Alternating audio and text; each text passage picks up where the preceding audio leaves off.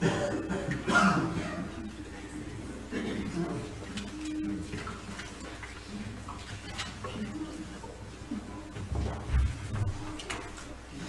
morning, church. Good morning. How's everybody doing this fine Mother's Day morning? Good morning.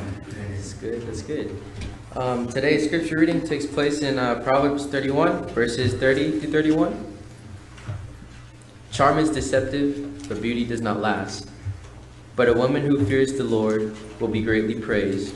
Reward her for all she has done. Let her deeds publicly declare her praise. That's scripture for today. Good morning. In case you didn't know it, today is Mother's Day. And we want to wish you all a happy Mother's Day. It's a day we try to recognize our mothers for all that they do for us, which it is impossible because they do a whole lot more than we ever know. If you're familiar with the comic strip Calvin and Hobbes, you know that Calvin is a very mischievous little boy. And he has a stuffed lion that he carries around with him that comes to life when it's just him and Hobbes, the lion.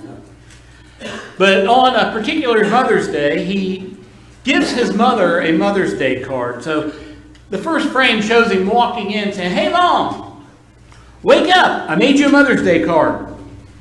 She says, "My, how sweet of you." He says, "I did it all by myself. Go ahead and read it." So she begins to read. "I was going to buy a card with hearts of pink and red, but then I thought I'd rather spend the money on me instead. It's awfully hard to buy things when one allowance is so small. So I guess you're pretty lucky I got you anything at all. Happy Mother's Day. There, I've said it. Now I'm done. So how about getting out of bed and fixing breakfast for your son?"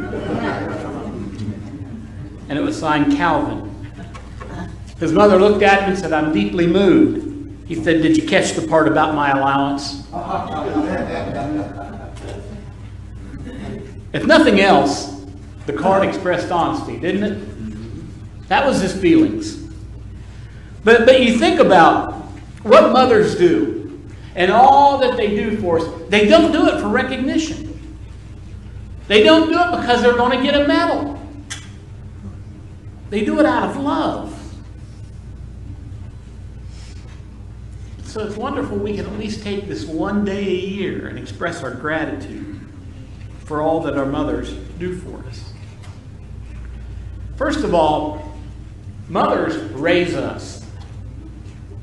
Mothers take care of us in so many ways while we're young and as we grow. You know, some mothers are stay-at-home mothers. And those mothers, they work hard to keep the house moving. They've dedicated their lives to keeping the home organized, to making sure people need to be where they're at, and making sure that people are fed. Proverbs chapter 31 and verse 27 tells us, "She watches over the affairs of her household and does not eat the bread of idleness." A good mother is going to perform many duties throughout the day. I remember growing up, go off to school. My mom, for the longest time, was a stay-at-home mother.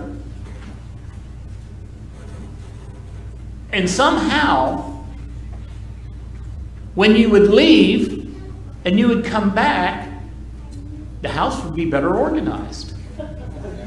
It was just like magic. My bed would be made. I didn't have to make my bed till I was older. I thought, wow, that's pretty neat how that works. But then you wonder why in the evening your mom's always tired. But Mom, you stayed home all day. Why are you tired? You don't consider all the things that she does, especially when you're young. Because she wears all those hats, performs many duties, and they do it with dedication. Day in and day out. Now, some mothers work outside the home. You know, today, and it's been that way for several years, many mothers work full time and then come home and put another full day of work. It's tough. It's difficult. but they do it because they love their family. They're dedicated to their family. In Proverbs 31:18, it says, she sees that her trading is profitable, and her lamp does not go out at night. You know, so many people today, when we talk about the Bible and talk about how important it is to be a Christian, and people say, well, you know, in the Bible they just looked at women as property. They couldn't do anything. Here in the Old Testament it talks about women trading, doing business. Women has always been an important part of the family in God's eyes. Just because human beings don't always see it doesn't mean that's the way God sees it. God knew how important that mothers would be. Of course, we've all heard the saying, I'm sure, a man may work from sun to sun, but a woman's work is never done. And don't we appreciate that? Don't we appreciate that? I mean, there's some guys that will argue with that, but be serious. Be serious.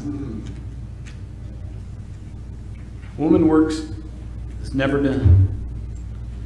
And mothers, of course, want to be sure that their family is taken care of.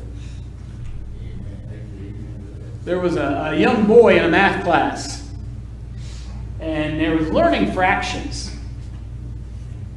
And the teacher said, now, say that your mother bakes a pie. And there's 5 of you in the family. Each person gets a piece of pie, or she gives each person a piece of pie. How many pieces, or what fraction of the pie does that leave your mother? The little boy said, none. Now think. She said, none. She says, do you not know your fractions? He says, oh yeah, I know my fractions, but I know my mom. She'll say she don't want any pie. And that's how it is. That's how it is. She's going to be sure everybody has what they want first before she takes her own. My mother, we used to laugh at her. We'd go visit on a Sunday afternoon. We'd sit down. But, you know, it was really hard to visit with my mother because she wouldn't sit still. She was up. She was doing this. She was doing that. She had to be sure this was put away. Had to be sure all the dishes were done and put away. My mom had a dishwasher in the house we moved into when I was 11 years old. Never used it. Had to replace the gaskets on the door before she ever used it because they were dry rotted. But that's just the kind of woman she was. That's the way she was raised. But she was always busy, always up and about, and always doing something. And just like that little story, she was the one that's why I'm not hungry right now. Just to be sure that the family would eat. You know, I think we all know that it's the mother that sacrifices the most for the family. Well, I know the father may go out and work hard, put in a lot of hours, but think about the mother. Especially those that work outside the home and come home and then still put in the time and work hard. Of course, mothers protect us as well. Of course, I forgot my scripture there. Sorry about that. Proverbs 31:15 says, she gets up while it's still dark. She provides food for her family and portions for her servant girls. Now, I like that because a lot of mothers say, man, I sure wish I had a servant girl. It would be nice to have that kind of help, wouldn't it? But she takes care of and makes sure the family is cared for. But then, mothers protect us. Jochebed protected Moses. We all know the story of Moses. Pharaoh had proclaimed that all newborn Hebrew boys be killed. He had commanded the midwives to kill all the Hebrew boys before they could be born. But the midwives, of course, they feared God. And they would say, well, you know, those Hebrew women, they're tough. They're strong women, and they deliver before we can get there. And so now Pharaoh says, we've got to get rid of these Hebrew boys because we don't want the Hebrew race being able to come up and conquer us and become our enemies. So Jochebed gives birth to Moses, and she hid him for 3 months.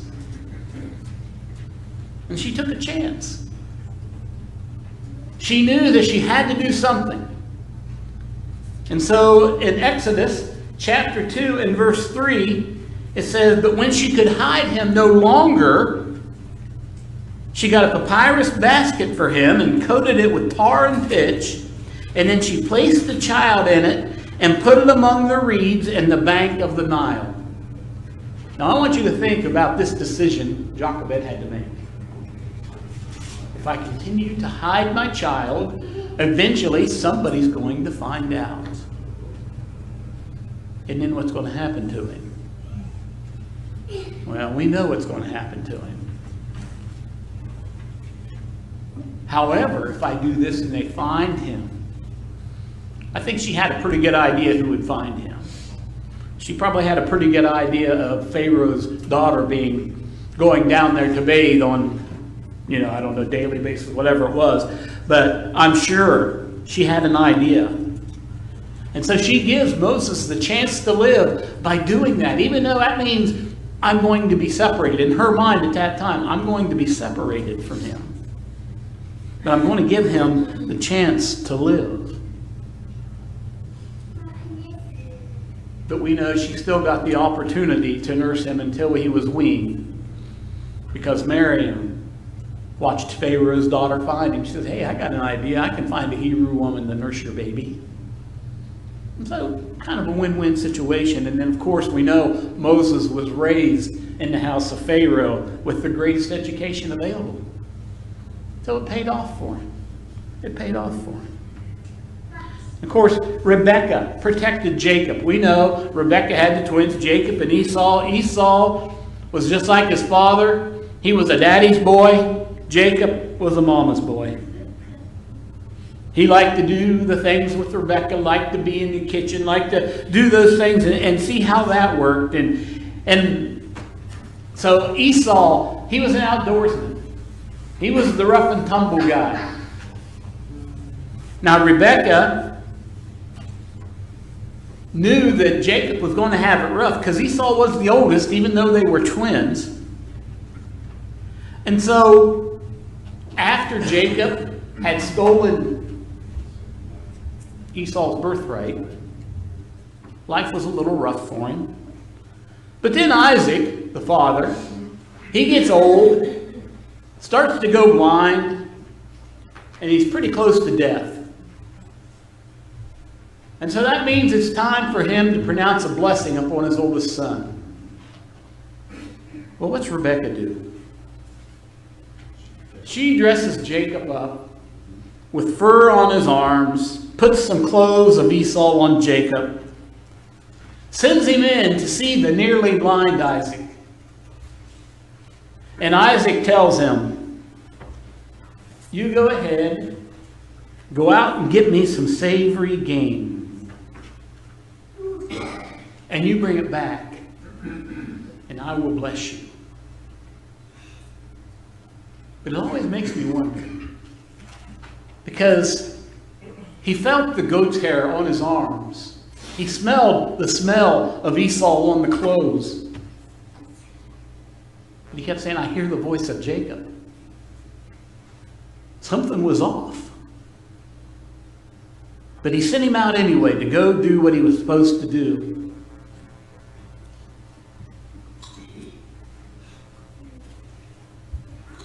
Jacob brings back something prepared by his mother before Esau could get back in from hunting. So Rebekah's helping him out. But then, once Isaac pronounces the blessing upon Jacob, Esau's angry when he comes back because there's no blessing left. So he decides he's going to have to deal with his brother. Rebekah knows this and hears this. In Genesis chapter 27, verses 43 and 44, it says, "Now then, my son, do what I say. Flee at once to my brother Laban in Haran. Stay with him for a while until your brother's fury subsides. You know, in my mind, I'm thinking, how long is that going to take since I stole his fortune? I stole what was rightfully his. Is he ever going to forget that? But of course, we know how it ended. We know that when they finally did meet, Esau hugged Jacob's neck. But we see this mother protecting her son. And of course, she was upset at Esau because he had married pagan women. And that gave her a good excuse to tell Isaac, I'm going to send Jacob off. And of course, Sarah, she protected Isaac. We remember the promise of God and how he told Abraham he would have a son, but it wasn't happening in their time frame. And so Sarah said, take my handmaid Hagar and have a son with her. And he did. A son they named Ishmael. And then, of course, eventually, Sarah conceived, and Isaac was born. Now, Ishmael, the son of Hagar, he would mock and pick on his younger half-brother. I don't know, this has been pretty serious, because how many of you have older brothers and sisters? How many of them pick on you? Yeah. Especially when you're the youngest, until you get a little bit older to defend yourself, it can be rough. It can be rough. But this distressed Sarah to see this and see what was going on in her household. So she told Abraham, send Hagar and Ishmael away. Get them out of my household. I can't deal with this. Look what they're doing to my son. Genesis 21:10 says, she said to Abraham, get rid of that slave woman and her son, for that slave woman's son will never share in the inheritance with my son Isaac. Of course, we know what happened. Hagar takes Ishmael. They go out into the desert to die. And God finds her there, sends an angel to her, says, it's all right. You don't have to wait out here to die, Hagar. Look, over here's some water. Go get it, go. And your son's going to be a great nation now. However, there's always going to be a battle between the two. And what's going on right now? Ishmael's people and Isaac's people are fighting. But it's been happening forever. Forever. And it will happen till the end of time. This is the way it's going to be. But Sarah wanted to protect her son. Wanted to do what she thought was best for him. Send them away, because Ishmael is never going to have a part of the inheritance.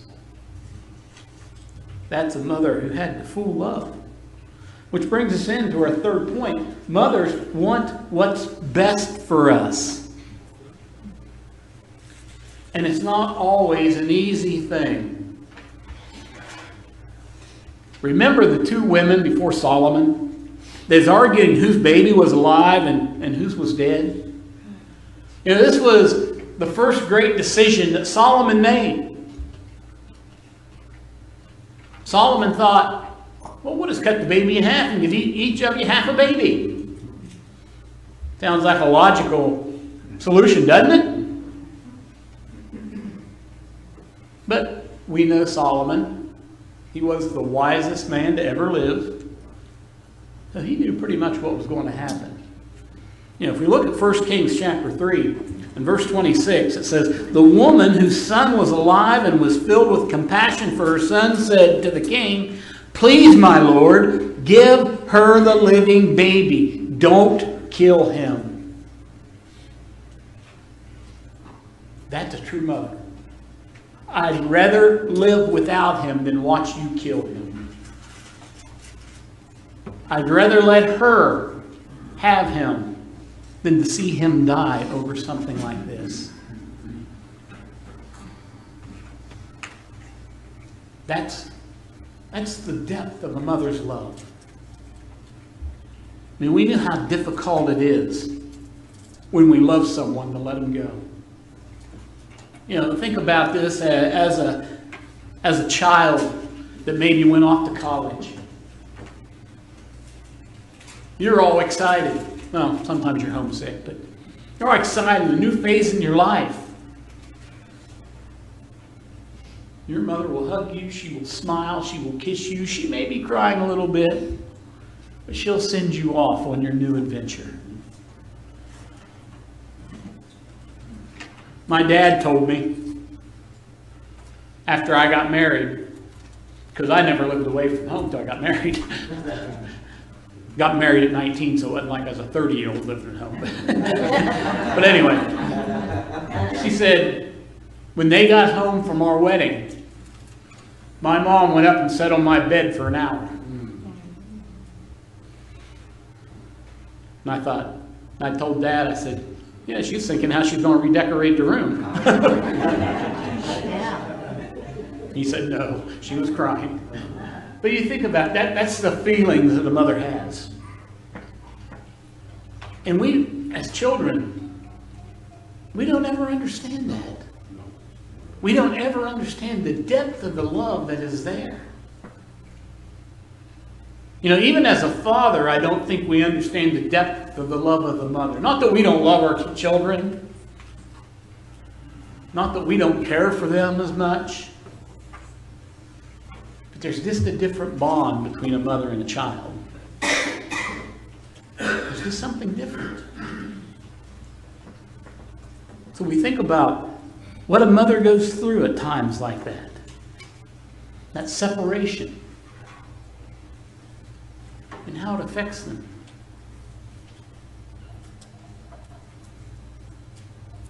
Now, Salome thought she knew what was best for James and John. You know, she recognized that Jesus was a powerful leader. She recognized that people looked up to this man. And I'm sure she had heard about the kingdom. So she had ideas. She had ideas. She wanted her sons to be on the inside. And in all honesty, they already were. They were 2 of the 12. They were 2 that were handpicked by Jesus. So they already were on the inside. But not only that, they were part of the inner circle. Think about it. Whenever Jesus separated from the disciples and took any with him, who did he take? Peter, James, and John. So they were already on the inside track, if you will. They were already very good friends with Jesus.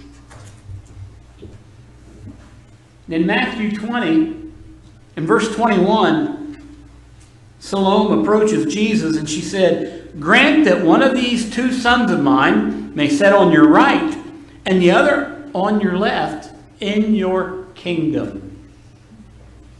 That sounds like a pretty good deal, doesn't it? You know, she had in her mind what kingdoms looked like, what a king would rule, and how the right hand and left hand man were special, had authority, could order people around and be dressed in fine purple robes and have all the jewels. And man, they were somebody. And Salome thought, that's what I want my men, my boys to be, men like that. But Jesus asked her a startling question. Can they drink of the cup that I'm going to drink from? And he says, do you really know what you're asking? Yeah, I know what I'm asking. I want my boys to be somebody. Can you be baptized with the baptism I'm going to be baptized with? Sure we can. Sure we can. Because they had no clue what was coming up. You know, when Jesus talked about that he was going to be killed, I don't think it ever really sunk in with the apostles. It never really hit them what he was saying. I mean, even in Matthew 16, when after Peter declared that he was the Christ and Jesus told them that what was going to happen, Peter rebuked him. No, Lord, that can never happen to you. Get behind me, Satan. It just never sunk in. And even on the day that he ascended back into heaven, after he had died, after he had been buried, after he had resurrected, after he had been on earth for 40 more days, and he called them together, gave them the Great Commission, they asked the question, is it now you're going to set up your kingdom?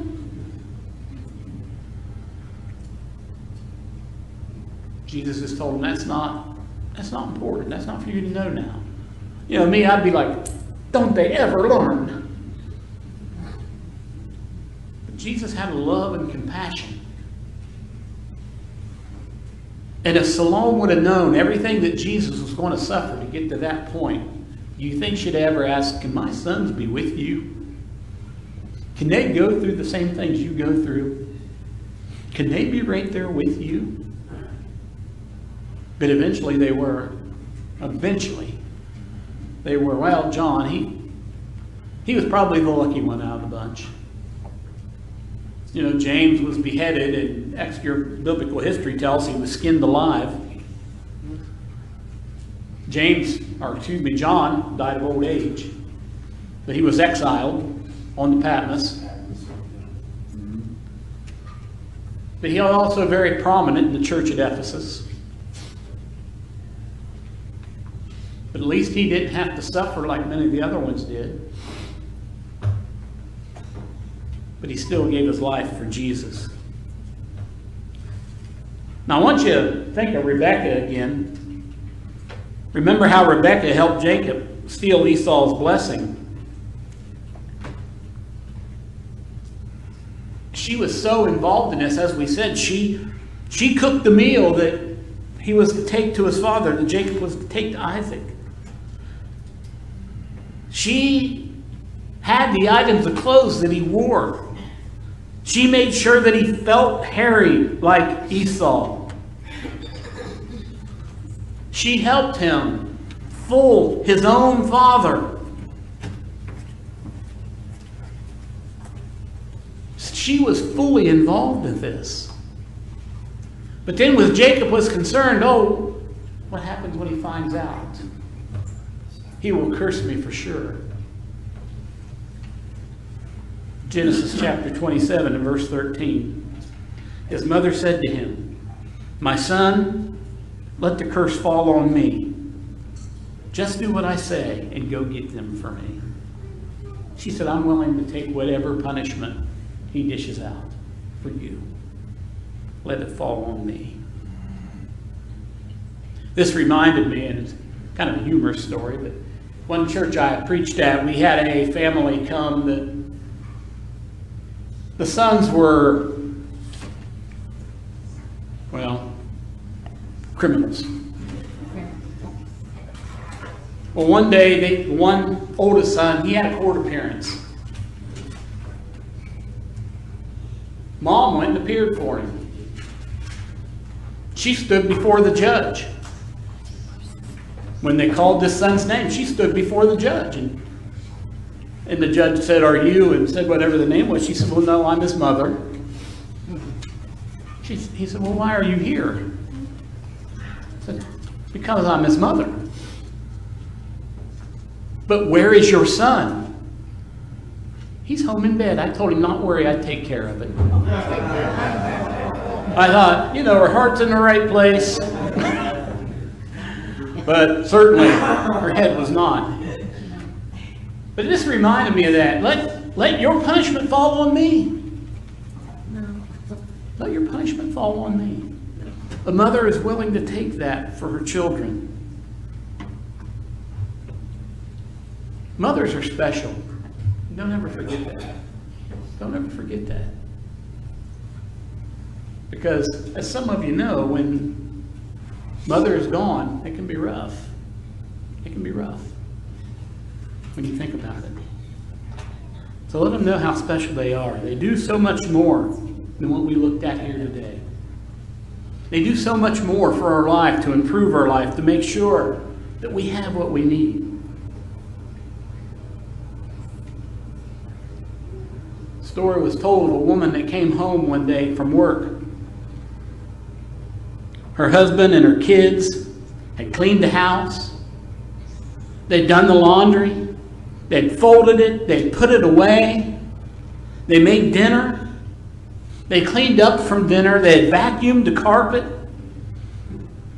Mom went in and was sitting there after dinner just relaxing. And then after they were done, the father came in and sat in his chair, and he kept glancing over at his wife. Finally, she asked, "Why do you keep looking up at me like that?" Her husband said, "Hadn't you noticed the clean house? And that the laundry was all done and put away? And that we made dinner and we cleaned up the kitchen?" She said, "Yeah, I noticed. Thankless job, isn't it?" That's a mother. Be thankful for your mothers and all that they've done for you. Be sure to thank her today if you have the opportunity. And right now I'm going to ask our mothers to stand if it's possible. Can we have a little thing to recognize you? So please, stand.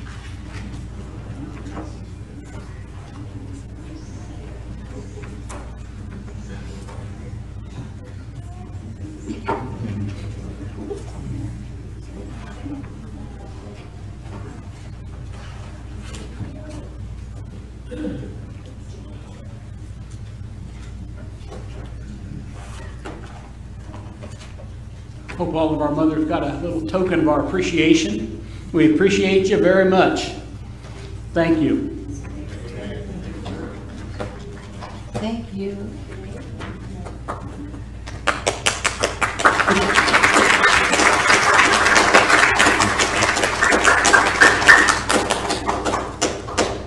With all that, we still have the opportunity to give ourselves to Christ if we haven't done that already. Maybe you're here today because of your mother. Maybe she brought you, but maybe you've never made that step. You have the opportunity to be immersed for remission of sins. Christian, maybe you need to go to God for some reason in your life. Something that has kept you separated. That you're just not quite sure. Your walk just may not be right.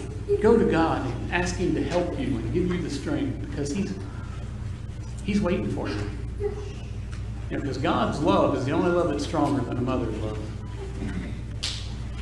There's a lot of similarities, but nobody loves you like God loves. But if you need to respond to God today, you can do it publicly by coming up front as we sing the invitation song. You can respond from your seat. But whatever it is you need, take it to God. Open your heart to Him, and He'll be sure you're taken care of as we stand and as we sing. There's a fountain of